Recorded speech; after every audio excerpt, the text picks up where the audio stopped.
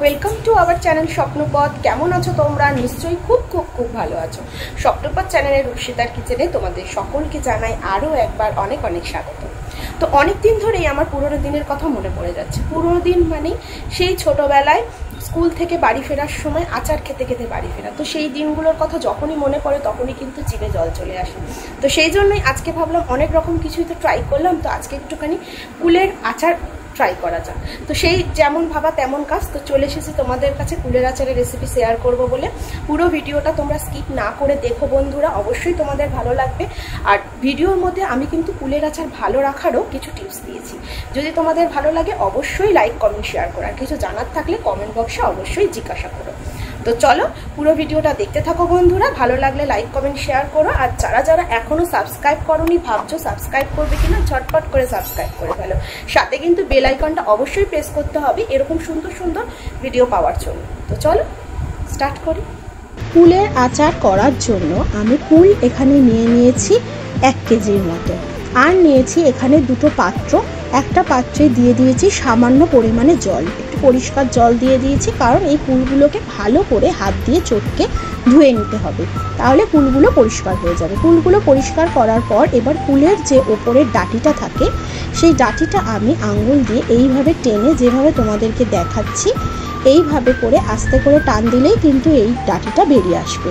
এই ডাঁটিগুলোকে একটা একটা করে, মানে যে যতটা আমি কুল নিয়েছি সবকটা কুল থেকেই কিন্তু এই ডাঁটিগুলোকে বার করে নিতে হবে। যেভাবে তোমাদেরকে আমি দেখাচ্ছি ঠিক সেইভাবে করে আমি আস্তে আস্তে একটা একটা করে সমস্ত কুলের ডাঁটি বার করে পুরো পরিষ্কার করে নেব। তারপর নেক্সট আমি করব কি, এই কুলটাকে মাঝখান দিয়ে দুটো আঙুলের সাহায্যে এইভাবে, যেইভাবে তোমাদেরকে দেখালাম এইভাবে ফাটিয়ে নেব। এতে করে কি হবে, কুলের ভিতরে যে পোকা থাকবে কিনা সেটা আমরা ভালোভাবে দেখতে পাবো যে কুলের মধ্যে কোনো পোকা আছে কিনা। আর একটা কি হবে, এভাবে ফাটিয়ে দিলে আচারের যে সমস্ত মশলা আছে সেই সমস্ত মশলা কিন্তু কুলের মধ্যে ঢুকে কুলের আচারের স্বাদটাকে কিন্তু আরও দ্বিগুণ বাড়িয়ে দেবে। তো সেই জন্য আমি আঙ্গুলের সাহায্যে এইভাবে কুলটাকে ভালো করে ফাটিয়ে নেব। একটু শক্ত থাকলে একটু প্রেশার দিয়েই ফাটাতে হবে, দেখতেই পাচ্ছ কিভাবে ফাটিয়ে নিলাম। এবারে সমস্ত কুলগুলো কিন্তু আমার ফাটানো হয়ে গেছে। এবার দিয়ে দিচ্ছি অল্প একটু লবণ। অল্প একটু লবণ দিলে কি হবে, কুলের মধ্যে লবণগুলো গিয়ে কুলের স্বাদটাকে কিন্তু বাড়িয়ে দেবে। এবার এই কুলগুলোকে আমি একটু রোদে দেব, সেই জন্য নিয়ে নিয়েছি একটা থালা। থালার মধ্যে কুলগুলোকে এরকমভাবে সাজিয়ে দিয়েছি, যেভাবে তোমাদেরকে দেখালাম সমস্ত কুলগুলোকে সেই একই রকমভাবে করে আমি এখানে রোদে দিয়ে দিয়েছি। তোমাদের বলে রাখি, এই আচার করার জন্য একটা রোদে কিন্তু যথেষ্ট, দুটো রোদ দেওয়ার দরকার নেই, একটা রোদে কুলগুলো কিন্তু পুরোপুরি রেডি থাকবে। এবার আমি চলে এলাম গ্যাসে। আমি কড়াই বসিয়ে দিয়েছি। একটু শুকনো খোলায় মশলা আমি একটু ভেজে নেবো, সেজন্য নিয়ে নিয়েছি 1 চা চামচের মতো পাঁচফোড়ন আর 4-5টা শুকনো লঙ্কা। একটু ভালো করে ভেজে নিতে হবে, একটু লাল লাল করে, তারপরে এটাকে ঠান্ডা করে নিতে হবে। এবার ওই কড়াইতেই আমি দিয়ে দিচ্ছি 50 গ্রামের মতো সর্ষের তেল। তোমাদেরকে বলে রাখি, সর্ষের তেল কিন্তু মাস্ট ব্যবহার করবে, তাহলে কিন্তু কুলের আচারটা অনেক দিন ভালোও থাকবে আর খেতেও কিন্তু খুব ভালো হবে। ফোড়নে দিয়ে দিয়েছি 4-5টার মতো শুকনো লঙ্কা। এবারে আমি যেই কুলগুলোকে আগে থেকে রোদে আমি হালকা একটু শুকিয়ে রেখেছিলাম সেই কুলগুলোকে এই তেলের মধ্যে দিয়ে একটু ভাজা ভাজা করে নিতে হবে। একটু ভাজলে কিন্তু কুলের স্বাদটা আরও বাড়িয়ে দেবে, মানে কুলের আচারের স্বাদটাকে কিন্তু অনেকটা বাড়িয়ে দেয় এই তেলের মধ্যে কুলটা ভাজলে। এর মধ্যে দিয়ে দিলাম স্বাদ মতো অল্প একটু লবণ, খুব বেশি লবণ দরকার নেই। এবার খুন্তি দিয়ে ভালো করে কুলগুলোকে, একটু কুলগুলো শক্ত তো সেই জন্য আমি খুন্তি দিয়ে ভালো করে একটু মথে দিচ্ছি। এবার আমি ঢাকনা দিয়ে দেবো, হালকা আঁচটা দিয়ে দেবো, কিছুক্ষণ রাখবো। শুকনো খোলায় যেগুলো মশলাগুলো ভেজেছিলাম সেগুলোকে গুঁড়িয়ে নেব। খুব ভালো করে গুঁড়ো করার দরকার নেই, আধা আধা গুঁড়ো হবে। দেখতেই পাচ্ছ কীরকম আমি গুঁড়ো করেছি, আধা গুঁড়ো, খুব একদম ডাস্ট করার দরকার নেই। একটু একটু মুখে পড়লে আচারে কিন্তু ভালো লাগবে।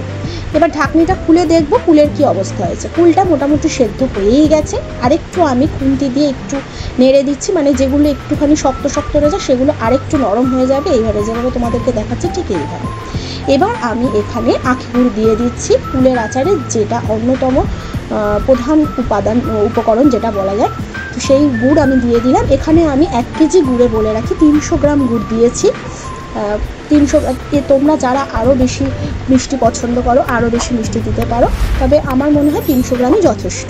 তো ভালো করে একটুখানি কুলের আচারের সাথে গুড়টাকে ভালো করে একটু নাড়াচাড়া করে একটু ঢাকা দিয়ে দেবো, তাহলে কি হবে গুড়টা কিন্তু গলে যাবে। তো দেখতেই পাচ্ছ 5 মিনিট পরে আমি খুলে দেখলাম কি অবস্থা, গুড়টা কিন্তু আমার একদম গলে গেছে। এক্ষেত্রে বলে রাখি গ্যাসটাকে একটু জোরে দিয়ে গুড়টাকে কিন্তু শুকনো করে নিতে হবে। এবার কিন্তু আচারটা কিন্তু আমার পুরোপুরি রেডি। ভাজা গুঁড়ো মশলা দিয়ে ভালো করে একটু নেড়ে দেবো। এখানে বলে রাখি কোনো রকম জল ব্যবহার করা যাবে না, জল ব্যবহার করলেই কিন্তু আচারটার স্বাদ একেবারে নষ্ট হয়ে যাবে। লাস্টে আমি দিয়ে দিচ্ছি লেবুর রস। লেবুর রসে কি হবে, কুলের আচার অনেক দিন কিন্তু ভালো থাকবে। আর এর সাথে দিয়ে দেবো অল্প একটু ভিনেগার। এই দুটো উপকরণই কিন্তু কুলের আচারের ভালো রাখার কাজ করবে, মানে কুলের আচারটা তোমাদের অনেক দিন ভালো লাগবে। আর আরেকটা ভালো রাখার উপায় হচ্ছে মাঝে মাঝেই রোদ দিতে হবে। তো আজকের মতো ভিডিওটা আমার বন্ধুরা আমি এখানেই শেষ করলাম। ভিডিওটা যদি তোমাদের ভালো লাগে অবশ্যই লাইক কমেন্ট শেয়ার করো। যারা যারা এখনও সাবস্ক্রাইব করনি একটা সাবস্ক্রাইব করবে। আজকের মতো এখানেই বিদায় নিলাম বন্ধুরা, ভালো থেকো সবাই।